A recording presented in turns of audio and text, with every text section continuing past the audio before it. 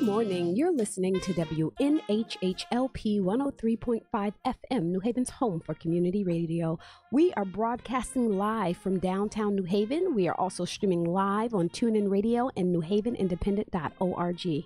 We are also live on Facebook, New Haven Independent Facebook page, as well as the Fit Muslimah Facebook page. You can go there and you can actually view our Facebook Live video if you'd like to see faces. If you can't get in front of your computer, go ahead and download the TuneIn app. That way that you can stay in tune with the show. That's really important because we are going to talk. We're going to talk today. Today is just us talking. So I want you to make sure that you are able to call in, check out the number below this video if you are on Facebook, and you can call in and let me know what you think. So today is a beautiful Wednesday morning here in Connecticut. You know, I always start off with telling you what the weather's like because I think it's so impactful on my day. So it is actually a very nice fall crisp morning. Sweater kind of morning, no coat, which I enjoy. I have been procrastinating, trying to put on a coat. I don't want to put on a coat. I had to wear one day, but that's it. I don't want to wear one any more than that.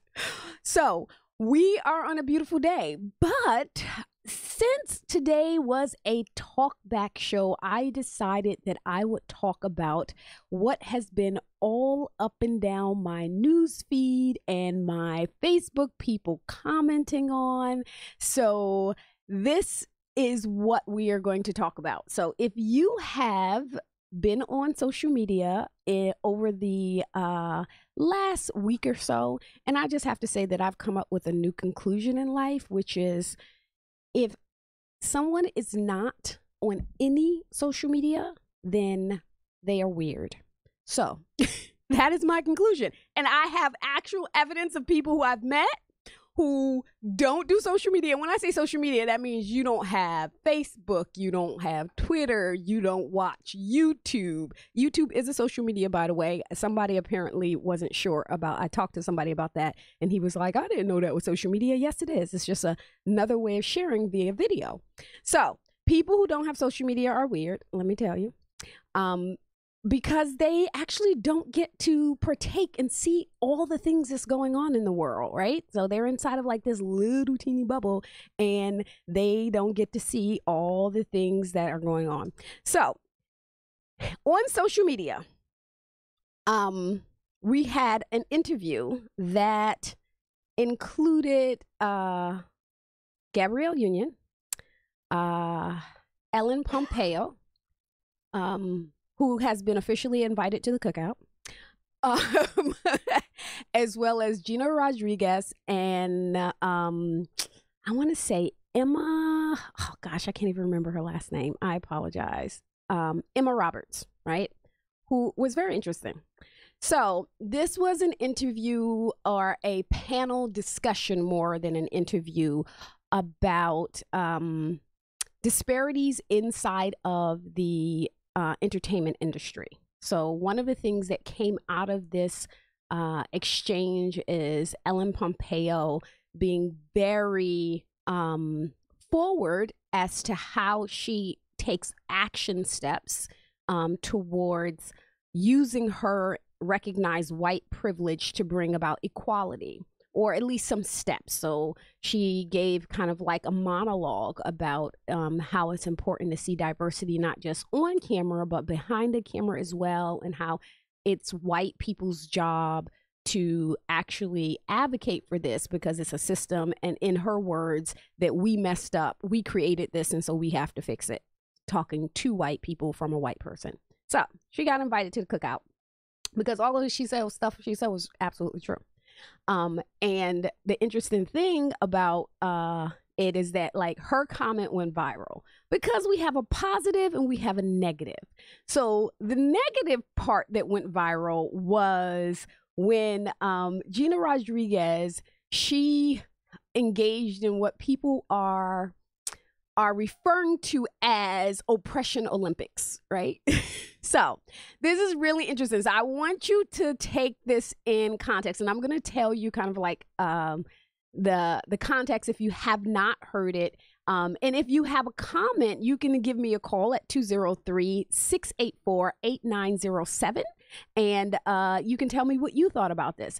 So the comment that Gina Rodriguez made was, she said, I get so petrified in this space talking about equal pay, especially when you look at intersectional aspect of it, right? Where white women get paid more than black women get paid more than Asian women get paid more than Latina women, and it's very scary space to step into. So that was the comment that she made that people were very, very upset about. So some of the reactions, I want to just read you some of the titles of articles that are commenting on on what she said. So let me say, the only people that I see so far that has been upset really is black people, and I am not one of those black people, even though I'm black, because I mean, technically that's true. So the Grapevine titled her article, Meet Gina Rodriguez, the Latina actress who refuses to allow black women to ever be great. Okay, so Black Enterprise has an article that says, as an Afro-Latina, Gina Rodriguez comments don't surprise me. So I think that is really, okay, and then there's another article in the Grapevine that says, Gina Rodriguez boldly claims that black women get paid better. Okay, so this is an interesting topic for me. It's interesting because there are a couple of respects, and all my Facebook friends, I'm going to tell you that I am going to read some of your comments because I thought it was really interesting how people are just like really up in a roar about what she says. So let me say this. Technically, what she said is actually fact, right? When we look at just about every industry, whether it's entertainment, whether it's manufacturing, whether it's medical, whether at just about every industry, I think we have maybe 3 or 4. That is the hierarchy of the amount that people are paid.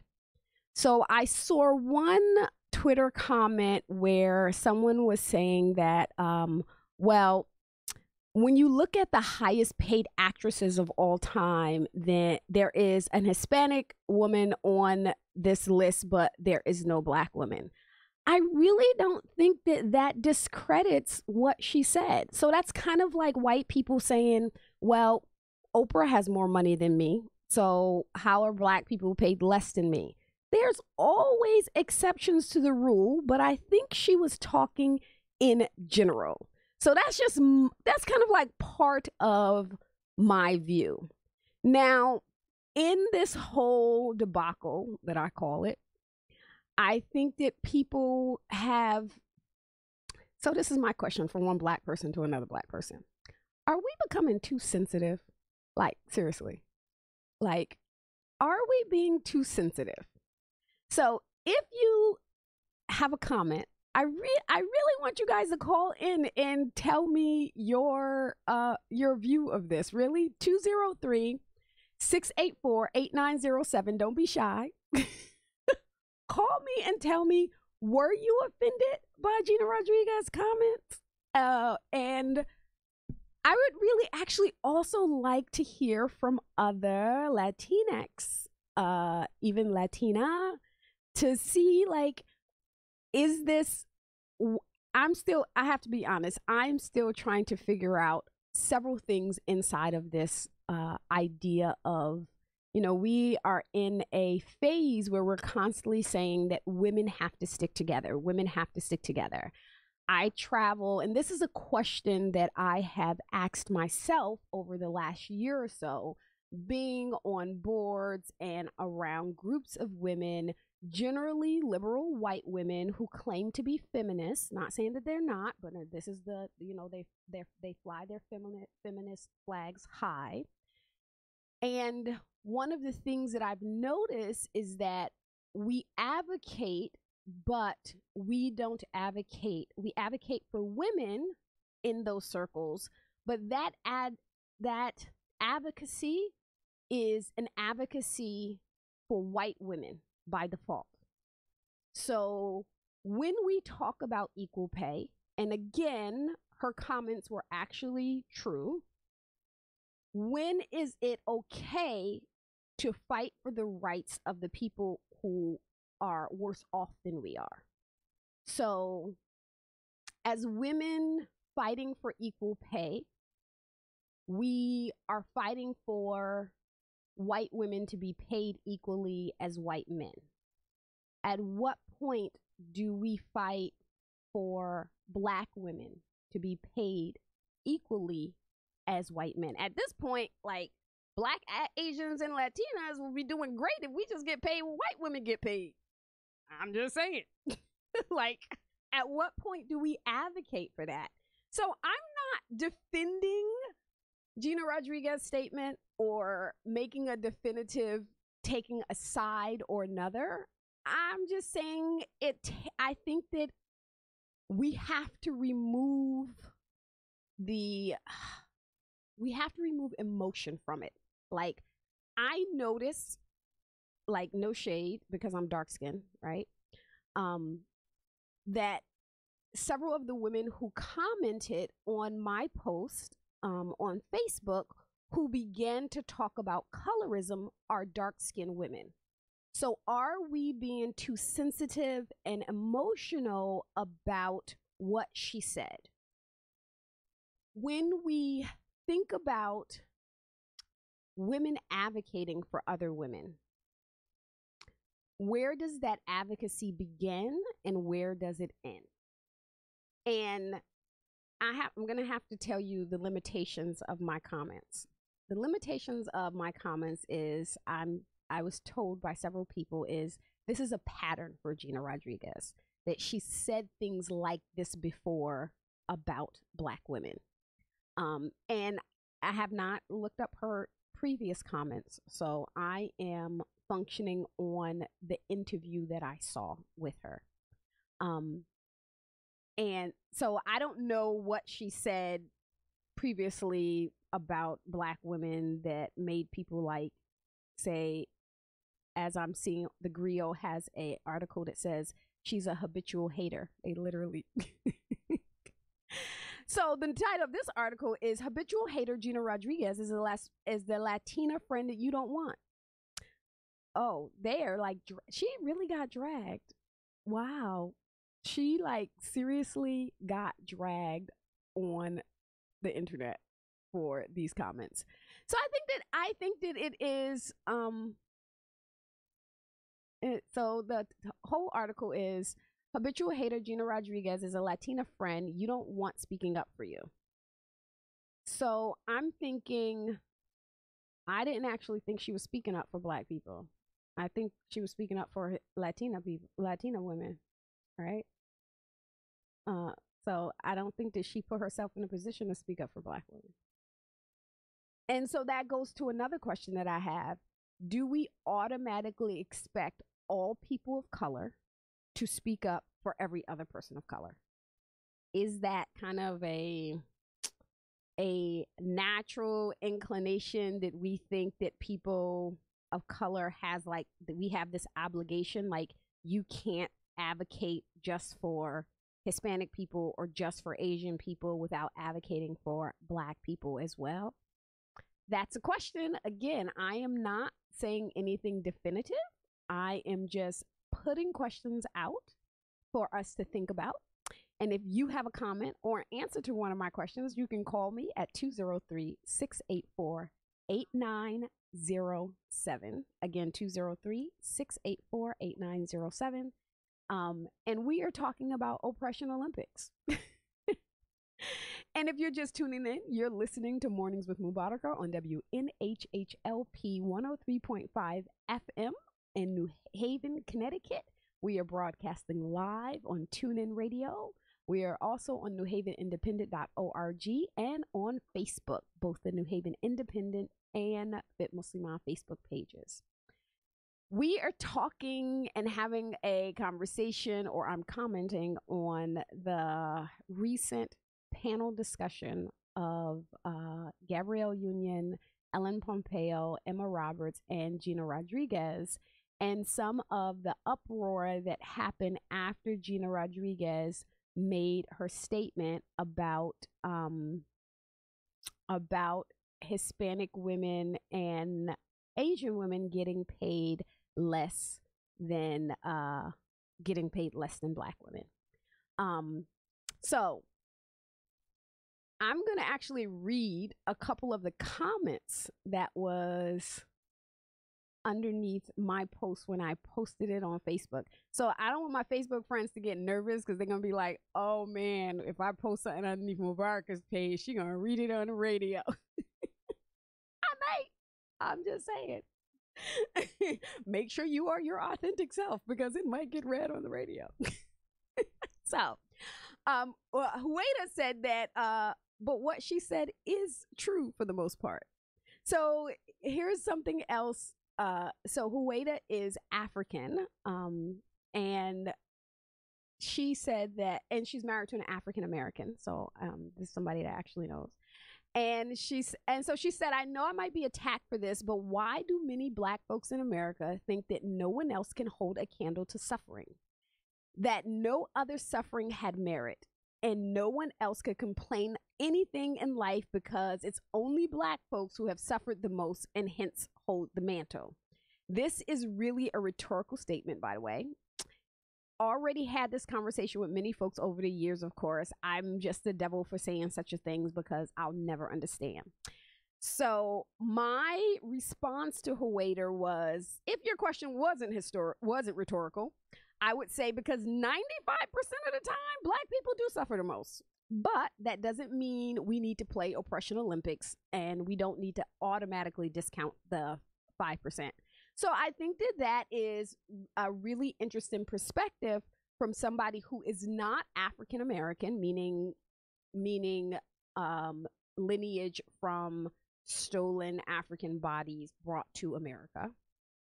I think that it's an interesting perspective that from her perspective, Black people seem to always want to have the hold the mantle, as she says, on oppression. So I think that this comes from a couple of things that African Americans, and again with the definition just presented, African Americans have endured one of the most brutal and the longest form of oppression in history, right? So even when we look back, and again, this is not Oppression Olympics, this is some of the reasons why African Americans are like, you know, we're advocating for this and advocating for that, and Black people still haven't gotten justice or equality in America. And many Black people look at it, and this is not necessarily my opinion. I'm kind of like giving comments that I've had with other African Americans, which is things like, you know, given that we haven't had equality, everybody wants us to advocate for them, but nobody advocates for us, and that creates this sort of tension for African Americans. Everybody wants to bring equality and justice and help for every other nationality, immigrants and South Americans, and now, you know, white people and opioids. We want to bring compassion to everybody but African Americans. So I don't think it's just having been oppressed, it is the oppression being ignored. So And so again, for people who are not African Americans, I'm going to ask you to kind of like take a step back and kind of like, you know, see it from a different perspective. So the other thing that is interesting about the what we call the African American Holocaust, which was slavery, is that it's one of the very few things that is constantly swept under the rug, right? So we are taught more in school about the Jewish Holocaust than we are about the extent of the African American Holocaust. And this creates feelings of animosities for African Americans, right? It's like, oh, slavery is over. Let's push it underneath the rug. But let's never forget that Jews had a Holocaust. So again, it's not oppression Olympics. It is actually the reality of what we do and what we say. And the effect that that system and those words have on a group of people. It is the same as you talk about even let's talk about a little bit about the way that the opioid crisis, which is drug addiction, is being dealt with now versus when the African American community had a crack cocaine crisis, right? So crack cocaine, it was a choice. It was your fault. It was some kind of deficiency in the person and in the community. Whereas now the white community is dealing with almost the exact same thing, but now, and this is not rhetorical. I literally went to a conference, a patient and family service, which is an organization that I served on their diversity board.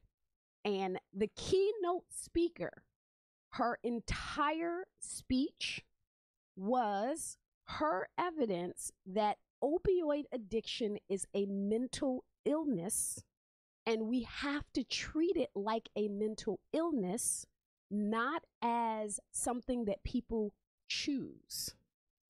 There's literally, they're like putting research behind this, they're advocating, they're writing articles. So this is not like rhetorical that, oh, you're just have something against the white community. Like literal research. And we're not talking about like, the white person that lives in a trailer park is advocating for this. We're talking about people who are PhDs, who are in positions of government, the narrative behind the exact same thing is being changed. So this creates kind of I don't know if animosity is the right term. So that is one of the issues. So Rahel in her comment says, I have to disagree with how she presented her argument. I feel like with all of the oppression and discrimination Black people face, no one should compare their hardship to Black people. Didn't I just say that? So that's the way a lot of Black people feel. Native Americans have it worse, and she was saying that she actually needs proof that what she said is correct, and I actually referred her to an article that actually shows that yes, white women get paid more, Black women get paid less than white women, but more than Asians. Asian women get paid less than Black women, but more than Hispanics, and Hispanic women get paid less. Again, this is general across 90% of every industry in America. This is just a fact. Like, if you go look up the statistics, it's a fact. Does that mean that there are not exceptions to the rule? Of course it does not mean there's not exception. It's also, I don't think about it as cross industries, right? Obviously, a doctor is going to get paid more than a manufacturer, right? So we're not talking across industries. We're talking exactly. So Amber Horton, she said, oh no, it's for a reason. It is tiring and disrespectful to constantly get called on to be the backup. If she has an issue with the wage gap, she needs to call out white men and women. They are the top. Calling out Black actresses as if they have not had a long struggle to get every bit of what they have, and as if they are not standing on a long legacy of being overlooked, is both disgusting and ridiculous. But she already knows better. She's not calling out Angelina Jolie and Tiffany. So I had kind of like a different aspect of when I listened to the interview. I did not think that she was particularly calling out Black women. She was just stating it. Like, she wasn't saying, oh, hey, Gabrielle Union, at least you get paid more than I do. Like, she didn't, to me, she didn't phrase it that way. But again, maybe because I haven't heard her previous statements, I would have taken it different if I had been privy to what she has said earlier, where they claimed that she is a habitual hater of Black women. So maybe it was a little bit different.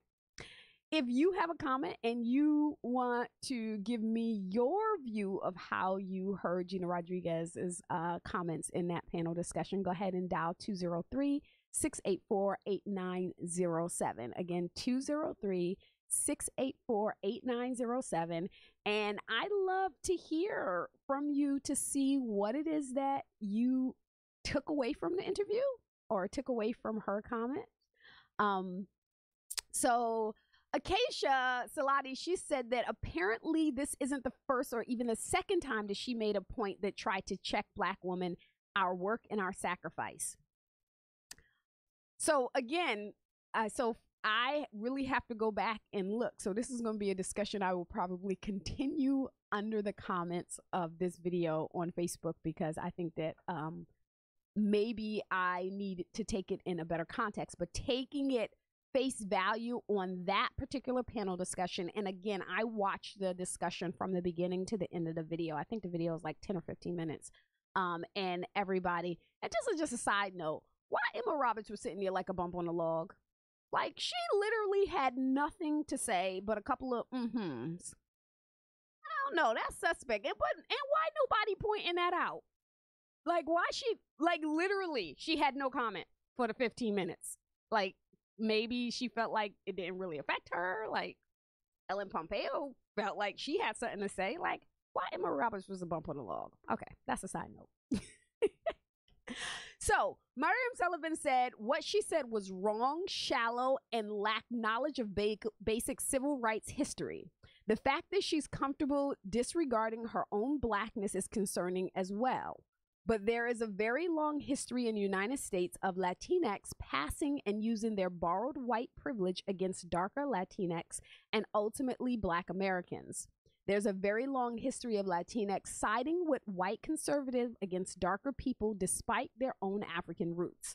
And it's interesting that some people are always cool with the other splinter minorities, distinguishing their plights, but get tired and bothered by descendants of slaves who labor lives and deaths unlock the doors for the small pot of liberty that every other non-white group of people in this land enjoy but never give back to us for it.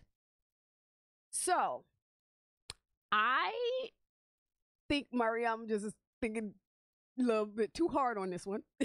But in her way, she actually again reiterated the comments that I made earlier, that Black people are really feel slighted at the fact that their oppression is constantly overlooked, right? And the reason why Black people feel the need to constantly remind people is because the oppression of Black people is the only oppression that is intentionally and systematically pushed under the rug and has attempts of erasure, right? So again, that's another way. So and Acacia, her response to that was so true. It was only as an adult when I realized that colorism plays a huge part in so many cultures, Asian, Indian, and Latinx. The whiter or lighter you are, the more beauty and privilege that you possess. Every woman in the diaspora knows this. So, for Black women to unapologetically embrace our dark skin and say it's beautiful is a radical act. Black women save the world on a regular basis. Our labor provides the wealth that this country is built on. Our art and style, our bodies influence culture with little attributions to us, quote unquote, Bo Derek braids. So I have a big issue with another woman of color trying to erase those contributions because she does not understand or can't handle our magic.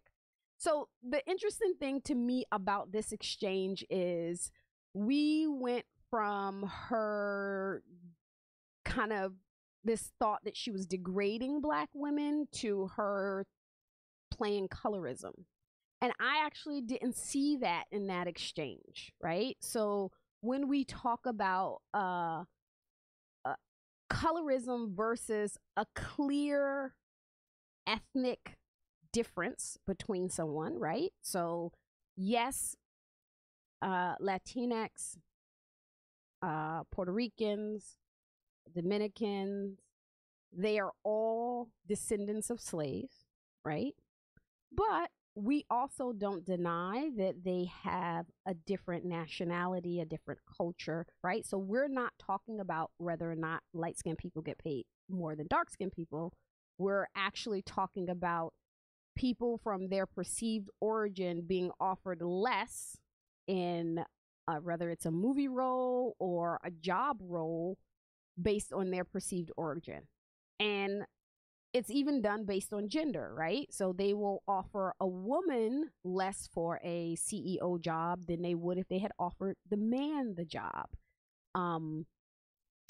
even if it was a white woman, right? So I think that it opened up a wound. What she said, I think, opened up a wound for Black women in particular. So in general, besides the feelings that we have as Black people, as Black women, we have an even deeper acknowledgement of the work we do without appreciation. And that work is not just work we do for other women who are non-Black, but it's the work we do for our Black men. It's the work that we do for our Black communities. It's the work that we do for society at large, right? When we talk about as Democrats, liberals, progressives, when we talk about voting, it's the Black woman's vote that has for the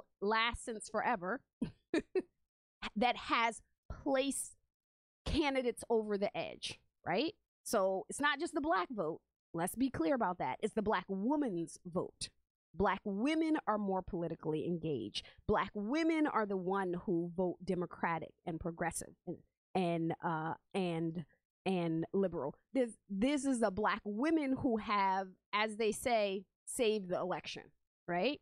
So, and the to not have that recognition, it opens up wounds, right? Wounds that have never really closed because there's no appreciation in that. So when we talk about, so this again, let's take it back when we talk about Oppression Olympics, right? Oppression Olympics, or who has it worse. I don't think that that is a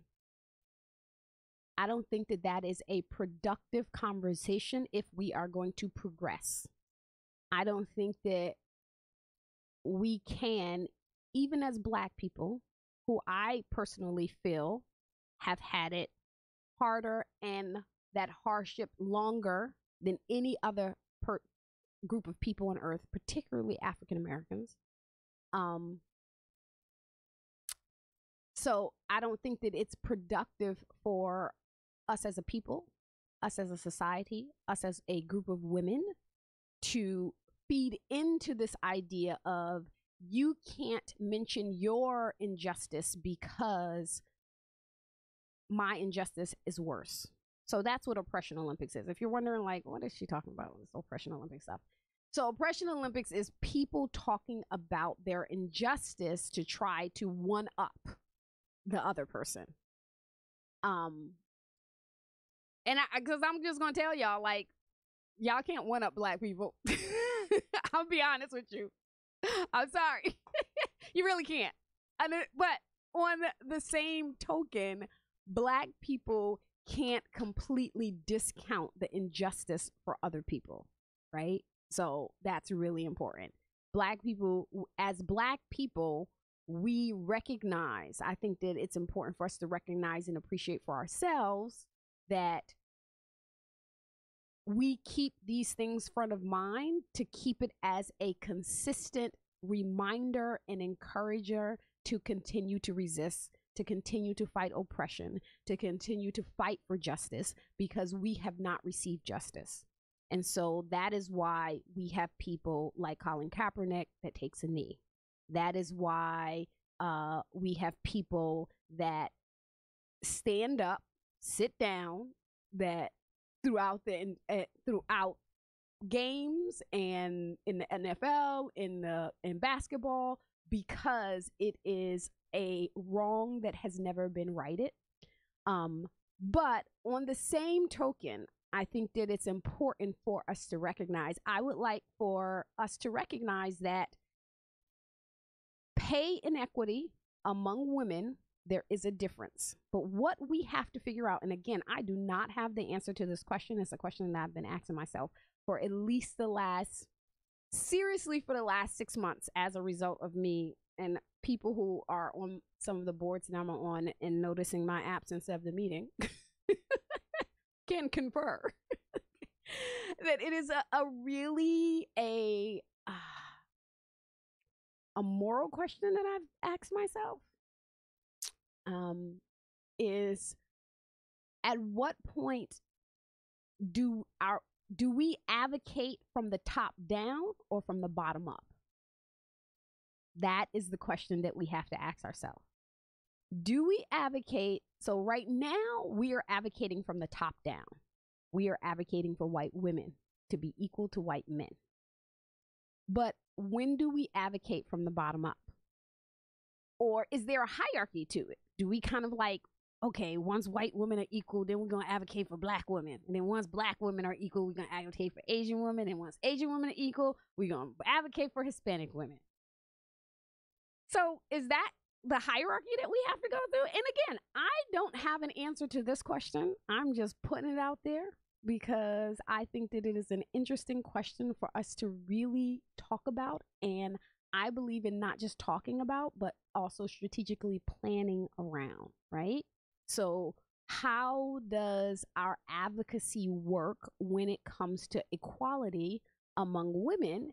And can we expect women to be united in that struggle for equality when we are, even amongst ourselves, playing, quote unquote, the oppression Olympics game, or not allowing other people to be great, right?